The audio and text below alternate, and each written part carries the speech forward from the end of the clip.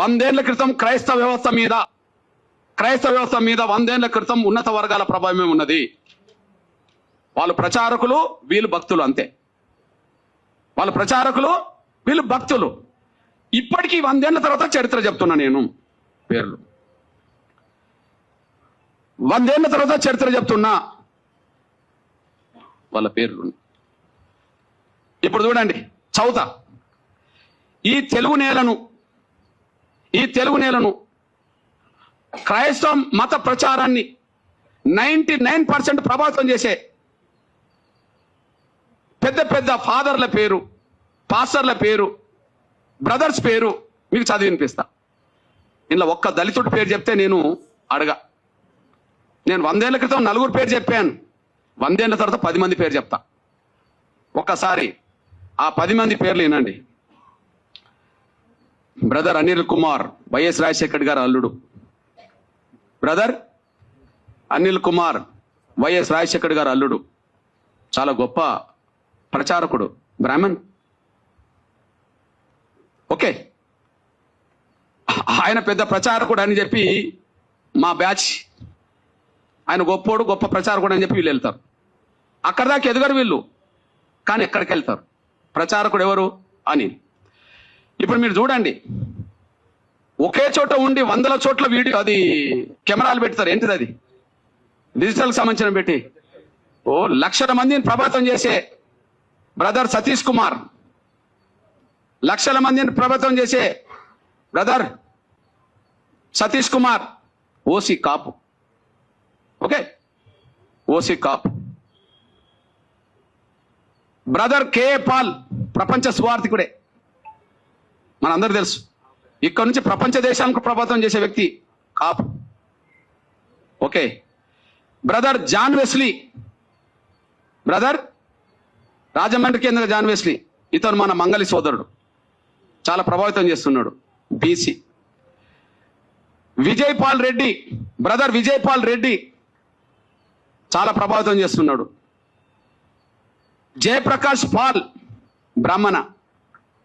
Jayaprakash Paul, బ్రాహ్మణ. Shyam Kishore, pastor Shyam Kishore, OC కమ్మ.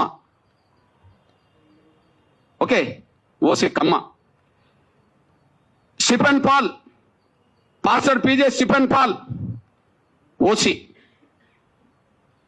బ్రాహ్మణ.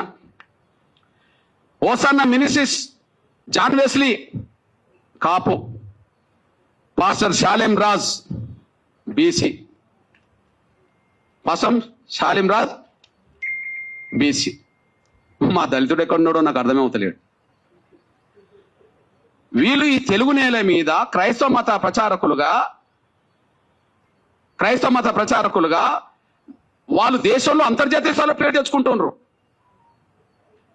వాళ్ళని నమ్మి సమానత్వం ఉన్నదని చెప్పి వీళ్ళు భక్తులుగా పోతున్నారు. ఇప్పుడు ఈ ప్రచారం చేసిన వాళ్ళకు, ఈ మతంలో చేరండి, ఈ మతం గొప్పదని చెప్తున్న వాళ్లకు 1950 ఆర్డర్ వర్తించదు. 1950 ఆర్డర్ వర్తించదు. వాళ్ళ కులం వాళ్ళ కులంగానే ఉంటది.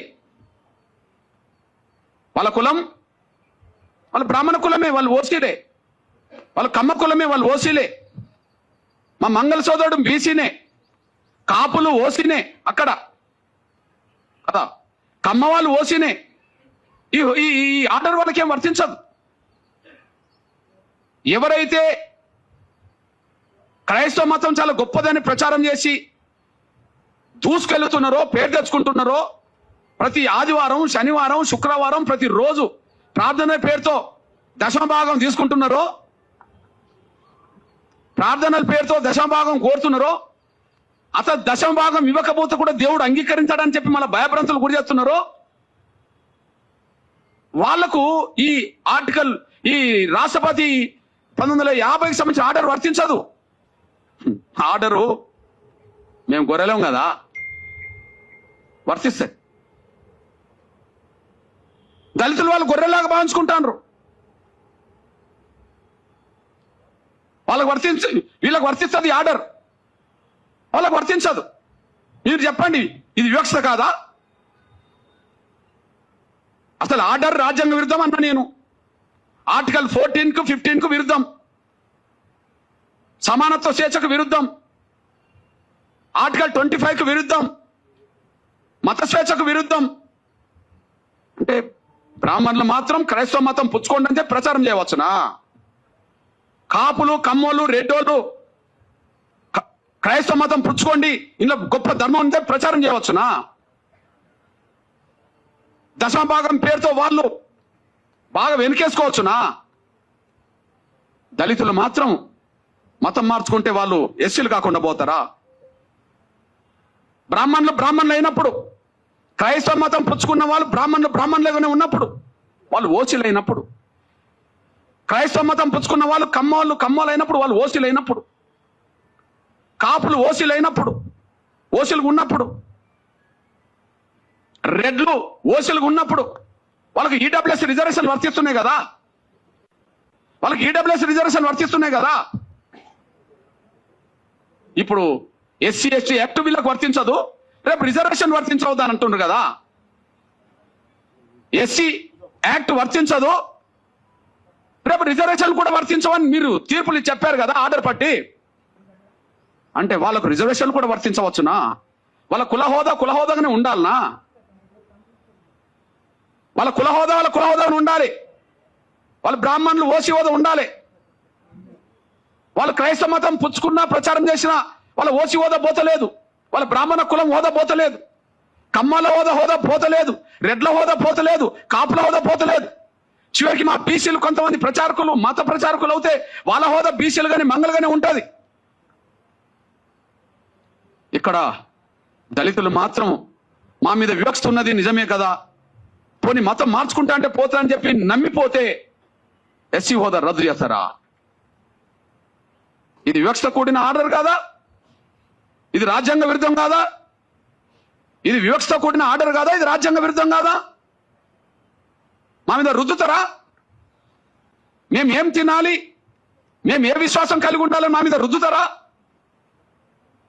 మేమేం తినాలి, ఏ బట్టలు కట్టుకోవాలి, ఏ విశ్వాసం కలిగి ఉండాలని రుద్దుతారా?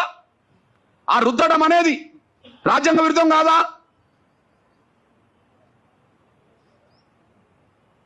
మత స్వేచ్ఛ లేదని, ఎవరు కూడా హిందూ ధర్మంలోనే ఉండాలని కుల వ్యవస్థ రద్దు చేసి ఆర్టికల్ 25 తొలగించండి, మాకు అభ్యంతరం లేదు.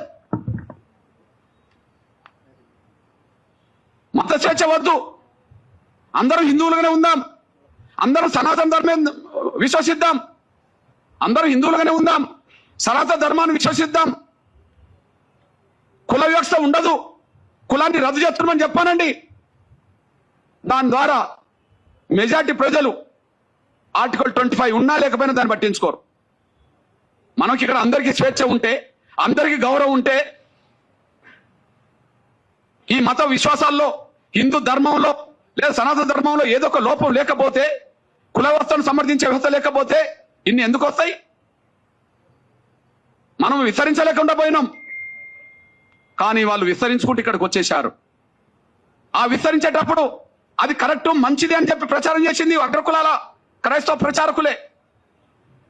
వివక్ష గురైన వాడు పోతే మాత్రం అని హక్కు రద్దు చేస్తారు. ఇది న్యాయం కాదు, ధర్మం కాదు. ఇది గాంధీ కుట్రలో భాగం. ఇది గాంధీ కుట్రలో భాగం. గాంధీ ప్రత్యక్షంగా ఉండి కమ్యూనల్ అవార్డు అమలు కాకుండా అడ్డుకున్నాడు. గాంధీ పరోక్షంగా ఆనాడు రాజ్యాంగ సభ చర్చల్లో దళిత క్రైస్తవులకు రిజర్వేషన్ అవసరం లేదు, మేము అందరూ సమానమే అని చెప్పి 4 క్రైస్తవ అగ్రకులాల క్రైస్తవ పెద్దలతో అలా రాయించుకున్నాడు. ఇది కుట్ర. నాటి నుంచి నేటి వరకు వివక్ష కొనసాగుతుంది. నాటి నుంచి నేటి వరకు వివక్ష కొనసాగుతుంది. ఈ నేపథ్యంలో స్పష్టం చేస్తున్నాం. పోనీ అంబేద్కర్ అభిప్రాయం స్పష్టంగా ఉన్నది. అంబేద్కర్ విలువనిస్తుండ్రా? మేము అంబేద్కర్ను గౌరవిస్తామని మాట్లాడుతుండ్రు కదా, అంబేద్కర్ ప్రపంచ మేధావని మాట్లాడుతుండ్రు కదా, అంబేద్కర్ గొప్ప రాజనీతిజ్ఞుడు అని మాట్లాడిండు కదా. మరి ఆయన అభిప్రాయానికి విలువనియాలి కదా, ఆయన అభిప్రాయానికి విలువనివ్వాలి కదా. ఈ దేశంలో మత వ్యవస్థ కంటే మత వ్యవస్థను మింగింది ఇప్పుడు కుల వ్యవస్థ కదా. ఏదో అంటారు చూడు, పాముకు పాలు పోస్తే కాటేయకుండా ఉంటుందా అంటే, సనాతన ధర్మంలో కులం లేదనేటోళ్ళు ఉన్నారు, సంతోషమే. హిందూ ధర్మంలో వివక్ష లేదని ఉంటారు, సంతోషమే. మరి సనాతన ధర్మానికి కులానికి సంబంధం లేనప్పుడు, హిందూ ధర్మంలో వివక్ష లేనప్పుడు కుల వ్యవస్థ మనకు అవసరమే లేదు కదా.